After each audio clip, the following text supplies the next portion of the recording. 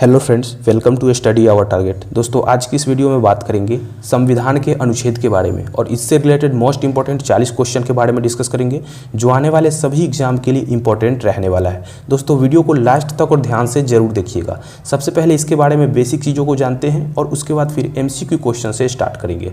दोस्तों, संविधान जब बनकर तैयार हुआ तो उसे हम मूल संविधान कहते हैं। क्या कहते हैं? तो मूल संविधान कहते हैं। हमारे भारतीय संविधान में कुल कितने भाग हैं? तो कुल 22 भाग है। आपसे एग्जाम में पूछा जा सकता है और कई एग्जाम में पिछले बार पूछा भी गया है कि हमारे भारतीय संविधान में कुल कितने भाग हैं? तो कुल 22 भाग हैं। दोस्तों, जब मूल संविधान बना था तो उस समय टोटल अनुच्छेद की संख्या 395 रखी गई थी, लेकिन धीरे धीरे इसमें ABC इस तरह से अनुच्छेद जुड़ते गए।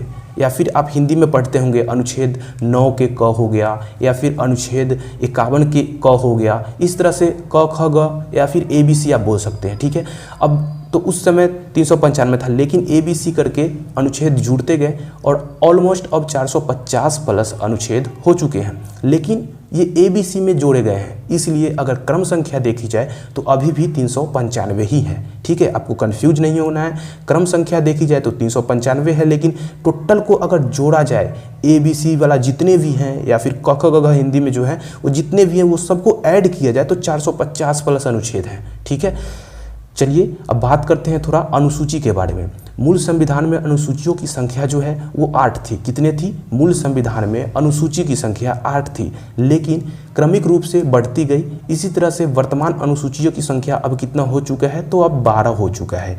मूल संविधान में 8 अनुसूची थी, लेकिन धीरे धीरे क्रमिक रूप से बढ़ती गई, तो अब वर्तमान में अनुसूची की संख्या 12 हो चुकी है। बात करें अनुच्छेद के तो अनुच्छेद 395 है, और बात करें मतलब भारतीय संविधान में कुल कितने भाग हैं? तो 22 भाग हैं। ये इंपॉर्टेंट बेसिक था, ये आपको ध्यान रखना बहुत जरूरी है। इसी से रिलेटेड आगे भी कई क्वेश्चन आएंगे। तो चलिए अब मेन क्वेश्चन से स्टार्ट करते हैं, MCQ। फर्स्ट क्वेश्चन है आपका, संविधान सभा द्वारा अंतिम रूप से पारित संविधान में कुल कितने अनुच्छेद तथा अनुसूचियां हैं? अगर किसी भी प्रश्न का आंसर आपको मालूम हो ना तो आप कमेंट बॉक्स में जरूर बताइएगा। इसका सही आंसर हो जाएगा ऑप्शन नंबर सी, अनुच्छेद 395 और 8 अनुसूचियां। देखिए, संविधान सभा द्वारा अंतिम रूप से पारित यानी मूल संविधान की बात की गई है, इसलिए 395 अनुच्छेद और 8 अनुसूचियां थी, लेकिन वर्तमान में 12 अनुसूचियां। नेक्स्ट क्वेश्चन देखते हैं, क्वेश्चन नंबर 2 है, वर्तमान समय में भारतीय संविधान में गणना की दृष्टि से कुल कितने अनुच्छेद और अनुसूचियां हैं? वर्तमान समय की बात की गई है, तो इसलिए इसका सही आंसर ऑप्शन नंबर बी हो जाएगा। अनुच्छेद तो 395, लेकिन अनुसूचियां की बात किया जाए वर्तमान में तो 12 अनुसूचियां हैं। ठीक है, नेक्स्ट क्वेश्चन देखते हैं, क्वेश्चन नंबर 3 है, वर्तमान में भारतीय संविधान में धाराओं की कुल संख्या कितना है? तो इसका सही आंसर हो जाएगा ऑप्शन नंबर बी, 395। देखिए, अनुच्छेद करके धारा करके आपको कंफ्यूज नहीं होना है, सब उसी को बोला जाता है। अनुच्छेद भी धारा भी उसी को बोला जाता है। तो कितना है? तो 395 है। नेक्स्ट क्वेश्चन देखते हैं, क्वेश्चन नंबर 4 है, संविधान के किस अनुच्छेद में यह अंकित है कि इंडिया अर्थात भारत राज्यों का एक संघ होगा? तो इसका सही आंसर ऑप्शन नंबर ए हो जाएगा। अनुच्छेद 1 में यह अंकित है कि इंडिया अर्थात भारत जो है वो राज्यों का एक संघ है। अनुच्छेद 1 में बोला गया है, यानी भाग 1 में बोला गया है। ठीक है, भाग 1 के अनुच्छेद 1 में बोला गया है कि इंडिया अर्थात भारत जो है वो राज्यों का एक संघ है। नेक्स्ट क्वेश्चन देखते हैं, क्वेश्चन नंबर 5 है, संविधान के अनुच्छेद 1 में भारत को क्या कहा गया है? सेम क्वेश्चन ही है, थोड़ा घुमा दिया गया है। तो इसका सही आंसर क्या हो जाएगा? ऑप्शन नंबर डी हो जाएगा, राज्यों का संघ है। क्या है? भारत को क्या कहा गया है? तो राज्यों का संघ कहा गया है। नेक्स्ट क्वेश्चन देखते हैं, क्वेश्चन नंबर 6 है, भारतीय संविधान के किन अनुच्छेदों में नागरिकता संबंधी प्रावधान है? तो इसका सही आंसर हो जाएगा ऑप्शन नंबर बी, अनुच्छेद 5 से 11। अनुच्छेद 5 से 11 यानी ये भाग 2 में पड़ता है। ठीक है ना, भारतीय संविधान के किन अनुच्छेद में नागरिकता संबंधी प्रावधान है? तो अनुच्छेद 5 से 11 में नागरिकता संबंधी प्रावधान है, और ये 5 से 11 अनुच्छेद जो पड़ता है ये पड़ता है भाग 2 में। ठीक है ना, भाग 2 में पड़ता है। नेक्स्ट क्वेश्चन देखते हैं, क्वेश्चन नंबर 7 है, निम्नलिखित में से किन अनुच्छेदों द्वारा भारतीय संविधान नागरिकों को मूल अधिकार निश्चितता प्रदान करता है? तो इसका सही आंसर हो जाएगा ऑप्शन नंबर ए, अनुच्छेद 12 से 35 तक।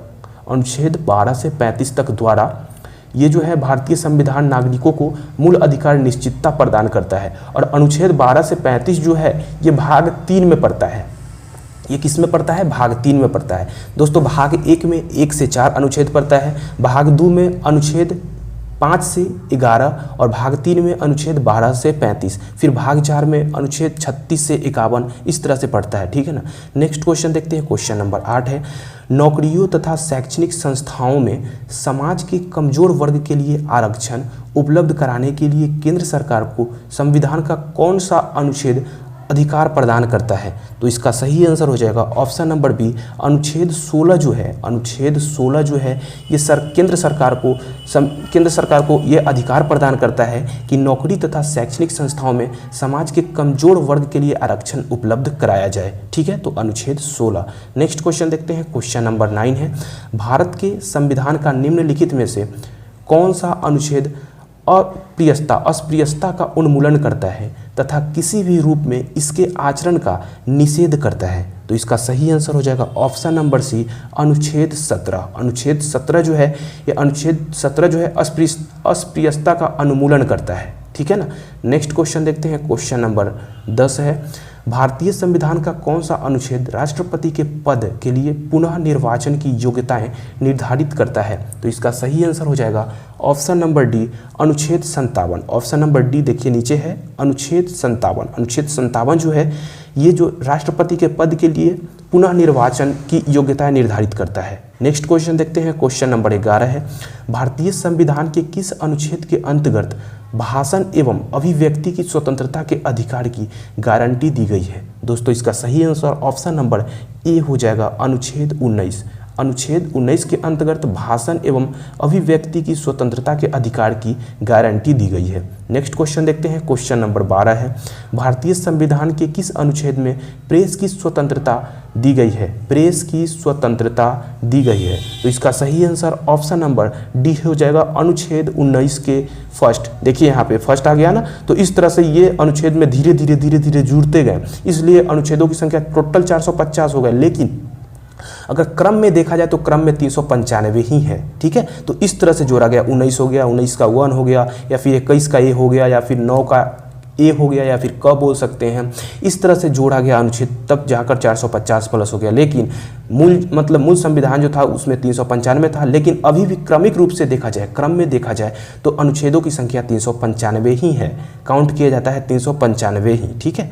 नेक्स्ट क्वेश्चन देखते हैं, क्वेश्चन नंबर 13 है, मौलिक अधिकार के अंतर्गत कौन सा अनुच्छेद बच्चों के शोषण से संबंधित है? तो इसका सही आंसर हो जाएगा ऑप्शन नंबर डी, अनुच्छेद 24। अनुच्छेद 24 जो है, अनुच्छेद 24 जो है ये बच्चों के शोषण से संबंधित है। नेक्स्ट क्वेश्चन देखते हैं, क्वेश्चन नंबर 14 है, भारतीय संविधान के किस अनुच्छेद में अल्पसंख्यकों के हितों के संरक्षण की व्यवस्था है? तो इसका सही आंसर हो जाएगा ऑप्शन नंबर बी, अनुच्छेद 29। अनुच्छेद 29 में अल्पसंख्यकों के हितों के संरक्षण की व्यवस्था है। नेक्स्ट क्वेश्चन देखते हैं, क्वेश्चन नंबर 15 है, कौन से अनुच्छेद के अंतर्गत भारत का सर्वोच्च न्यायालय नागरिकों के मौलिक अधिकारों की रक्षा करता है? तो इसका सही आंसर ऑप्शन नंबर डी हो जाएगा, अनुच्छेद 32। अनुच्छेद 32 के अंतर्गत भारत का सर्वोच्च न्यायालय नागरिकों के मौलिक अधिकारों की रक्षा करता है, अनुच्छेद 32, ठीक है। नेक्स्ट क्वेश्चन देखते हैं, क्वेश्चन नंबर 16 है, भारतीय संविधान के किन अनुच्छेदों में राज्य के नीति निर्देशक तत्वों का उल्लेख है? तो इसका सही आंसर ऑप्शन नंबर सी हो जाएगा, अनुच्छेद 36 से 51। 36 से 51 राज्य के नीति निर्देशक तत्वों का उल्लेख किया गया है, अनुच्छेद 36 से 51। अगर भाग की बात किया जाए तो भाग 4 में ये पड़ता है, ठीक है। भाग 4 में राज्य के नीति निर्देशक तत्वों का उल्लेख किया गया है, और अनुच्छेद की बात किया जाए तो अनुच्छेद 36 से 51, ठीक है। नेक्स्ट क्वेश्चन देखते हैं, क्वेश्चन नंबर 17 है, भारतीय संविधान के अंतर्गत कल्याणकारी राज्य की अवधारणा निम्नलिखित में से किस अनुच्छेद में वर्णित है? तो इसका सही आंसर ऑप्शन नंबर बी हो जाएगा, अनुच्छेद 39 में वर्णित है। नेक्स्ट क्वेश्चन देखते हैं, क्वेश्चन नंबर 18 है, भारतीय संविधान का कौन सा अनुच्छेद राज्य सरकारों को ग्राम पंचायत के गठन का निर्देश देता है? दोस्तों इसका सही आंसर ऑप्शन नंबर डी हो जाएगा, अनुच्छेद 40। अनुच्छेद 40 जो है वो राज्य सरकारों को ग्राम पंचायत के गठन का निर्देश देता है। नेक्स्ट क्वेश्चन देखते हैं, क्वेश्चन नंबर 19 है, 42वें संशोधन द्वारा संविधान के किस अनुच्छेद में मौलिक कर्तव्यों को जोड़ा गया? तो इसका सही आंसर हो जाएगा ऑप्शन नंबर बी, अनुच्छेद 51 के ए, अनुच्छेद 51 के ए, ये 42वें संविधान संशोधन द्वारा संविधान के अनुच्छेद 51 के क में ये मौलिक कर्तव्यों को जोड़ा गया। अगर भाग की बात किया जाए तो भाग ये पड़ता है 4 के क, भाग 4 के क पड़ता है। भाग 4 में 36 से 51 तक पड़ता है, भाग 4 में 36 से 51 पड़ता है, लेकिन भाग 4 के क में अनुच्छेद 51 के क पड़ता है। ठीक है, देख सकते हैं आप किस तरह से मिल रहा है। नेक्स्ट क्वेश्चन देखते हैं, क्वेश्चन नंबर 20 है, भारतीय संविधान के किस अनुच्छेद में मौलिक कर्तव्यों की चर्चा की गई है? तो इसका सही आंसर हो जाएगा ऑप्शन नंबर बी, अनुच्छेद 51 के। ये तो क्वेश्चन हो ही चुका है। नेक्स्ट क्वेश्चन देखते हैं, क्वेश्चन नंबर 21 है, संघ की कार्यपालिका शक्ति राष्ट्रपति में निहित होगी जिनका प्रयोग वह स्वयं या अपने अधीनस्थ अधिकारियों के द्वारा करेगा। तो इसका सही आंसर हो जाएगा ऑप्शन नंबर सी, अनुच्छेद 53। ठीक है, नेक्स्ट क्वेश्चन देखते हैं, क्वेश्चन नंबर 22 है,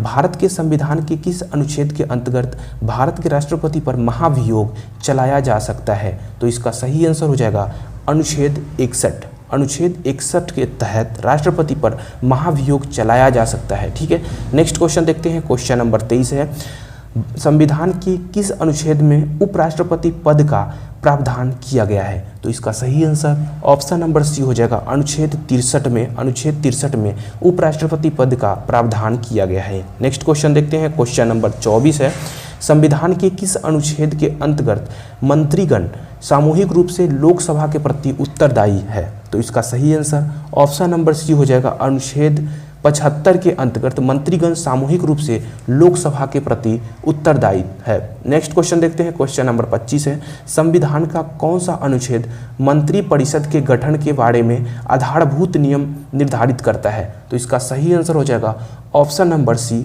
ये अनुच्छेद 75। ये भी क्वेश्चन तो हो ही चुका है मंत्री परिषद के बारे में।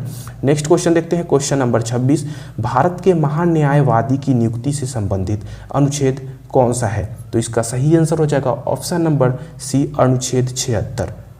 ठीक है, ये भारत के महान्यायवादी नियुक्ति से संबंधित अनुच्छेद 76 में किया गया है। नेक्स्ट क्वेश्चन देखते हैं, क्वेश्चन नंबर 27 है, कौन सा अनुच्छेद संसद के 2 अधिवेशनों के बीच 6 माह के अंतराल की अनिवार्यता का उल्लेख करता है? तो इसका सही आंसर ऑप्शन नंबर डी हो जाएगा, अनुच्छेद 85। अनुच्छेद 85, ठीक है ना, अनुच्छेद 85 जो है वो संसद के 2 अधिवेशनों के बीच 6 माह के अंतराल की अनिवार्यता का उल्लेख करता है। नेक्स्ट क्वेश्चन देखते हैं, क्वेश्चन नंबर 28 है, राष्ट्रपति संविधान के किस अनुच्छेद के अंतर्गत लोकसभा को भंग कर सकता है? तो इसका सही आंसर ऑप्शन नंबर ए हो जाएगा, अनुच्छेद 85 के अंतर्गत राष्ट्रपति जो है अनुच्छेद 85 के अंतर्गत लोकसभा को भंग कर सकता है। नेक्स्ट क्वेश्चन देखते हैं, क्वेश्चन नंबर 29 है, संविधान के किस अनुच्छेद द्वारा संसद की संयुक्त बैठक का प्रावधान किया गया है? दोस्तों इसका सही आंसर हो जाएगा ऑप्शन नंबर बी, अनुच्छेद 108 द्वारा संसद की संयुक्त बैठक का प्रावधान किया गया है। नेक्स्ट क्वेश्चन देखते हैं, क्वेश्चन नंबर 30 है, लोकसभा एवं राज्यसभा के संयुक्त अधिवेशन के विषय में प्रावधान संविधान के किस अनुच्छेद में किया गया है? इसका सही आंसर ऑप्शन नंबर बी हो जाएगा, अनुच्छेद 108। ठीक है ना, अनुच्छेद 108 में किया गया है लोकसभा एवं राज्यसभा के संयुक्त अधिवेशन के विषय में प्रावधान। ठीक है, नेक्स्ट क्वेश्चन देखते हैं, क्वेश्चन नंबर 31 है, संविधान के किस अनुच्छेद में धन विधेयक की परिभाषा दी गई है? तो इसके सही आंसर ऑप्शन नंबर सी हो जाएगा, अनुच्छेद 110। ठीक है ना, संविधान के अनुच्छेद 110 में धन विधेयक की परिभाषा दी गई है। नेक्स्ट क्वेश्चन देखते हैं, क्वेश्चन नंबर 32 है, भारतीय संविधान का कौन सा अनुच्छेद भारत के संचित कोष से संबंधित है? तो इसका सही आंसर हो जाएगा ऑप्शन नंबर डी, उपर्युक्त सभी। अनुच्छेद 112 दिखाई दे रहा है आपको, 12 का 29, अनुच्छेद 146 का 3 और अनुच्छेद 148 का 6। ठीक है, ये तीनों जो है ये तीनों भारतीय संविधान का भारत के संचित कोष से संबंधित है। नेक्स्ट क्वेश्चन देखते हैं, क्वेश्चन नंबर 33 है, भारतीय संविधान का निम्नलिखित में से कौन सा अनुच्छेद भारत के राष्ट्रपति में अध्यादेश जारी करने की शक्ति प्रदान करता है? तो इसका सही आंसर ऑप्शन नंबर सी हो जाएगा, अनुच्छेद 123। भारतीय संविधान का अनुच्छेद 123 जो है वो भारत के राष्ट्रपति में अध्यादेश जारी करने की शक्ति प्रदान करता है। नेक्स्ट क्वेश्चन देखते हैं, क्वेश्चन नंबर 34 है, संविधान की किस अनुच्छेद में सर्वोच्च न्यायालय के न्यायाधीश पर महाभियोग चलाए जाने का प्रावधान है? तो इसका सही आंसर ऑप्शन नंबर सी हो जाएगा, अनुच्छेद 124 में सर्वोच्च न्यायालय के न्यायाधीश पर महाभियोग चलाए जाने का प्रावधान है और राष्ट्रपति पर महाभियोग चलाए जाने का प्रावधान किस अनुच्छेद में है? तो अनुच्छेद 161 में, अनुच्छेद 61 में, ठीक है ना, 61 में। नेक्स्ट क्वेश्चन देखते हैं, क्वेश्चन नंबर 35 है, राष्ट्रपति सर्वोच्च न्यायालय से संविधान के किस अनुच्छेद के अंतर्गत परामर्श ले सकता है? तो इसका सही आंसर हो जाएगा ऑप्शन नंबर डी, अनुच्छेद 143। राष्ट्रपति सर्वोच्च न्यायालय से संविधान के किस अनुच्छेद में? तो अनुच्छेद 143 के अंतर्गत परामर्श ले सकता है। नेक्स्ट क्वेश्चन देखते हैं, क्वेश्चन नंबर 36 है, सर्वोच्च न्यायालय अपने द्वारा सुनाए गए किसी निर्णय या आदेश का पुनरावलोकन कर सकता है, यह व्यवस्था संविधान के किस अनुच्छेद में उपबंधित है? तो इसका सही आंसर हो जाएगा ऑप्शन नंबर सी, अनुच्छेद 137 में उपबंधित है कि सर्वोच्च न्यायालय अपने द्वारा सुनाए गए किसी निर्णय या आदेश का पुनरावलोकन कर सकता है। नेक्स्ट क्वेश्चन देखते हैं, क्वेश्चन नंबर 37 है, संविधान के निम्नलिखित में से किस अनुच्छेद में यह व्यवस्था की गई है कि उच्चतम न्यायालय द्वारा विनिश्चित विधि भारत के राज्य के भीतर अभी न्यायालयों पर आबद्ध होगी? तो इसका सही आंसर हो जाएगा ऑप्शन नंबर ए, अनुच्छेद 141। अनुच्छेद 141 होगा, न्यायालयों पर आबद्ध होगी। नेक्स्ट क्वेश्चन देखते हैं, क्वेश्चन नंबर 38 है, भारतीय संविधान में सर्वोच्च न्यायालय तथा उच्च न्यायालय को न्यायिक पुनरावलोकन की शक्ति प्रदान की गई है जिसका आधार है? तो इसका सही आंसर ऑप्शन नंबर बी हो जाएगा, अनुच्छेद 32 है, इसका आधार है अनुच्छेद 32। नेक्स्ट क्वेश्चन देखते हैं, क्वेश्चन नंबर 39 है, संविधान के किसी अनुच्छेद के अंतर्गत अधीनस्थ न्यायालय या जिला न्यायालय का प्रावधान किया गया है? दोस्तों इसका सही आंसर हो जाएगा ऑप्शन नंबर बी, अनुच्छेद 233। संविधान के अनुच्छेद 233 के अंतर्गत अधीनस्थ न्यायालय या जिला न्यायालय का प्रावधान किया गया है। नेक्स्ट क्वेश्चन देखते हैं, क्वेश्चन नंबर 40। जो क्वेश्चन आपके लिए है और इसका आंसर आपको कमेंट बॉक्स में बताना है।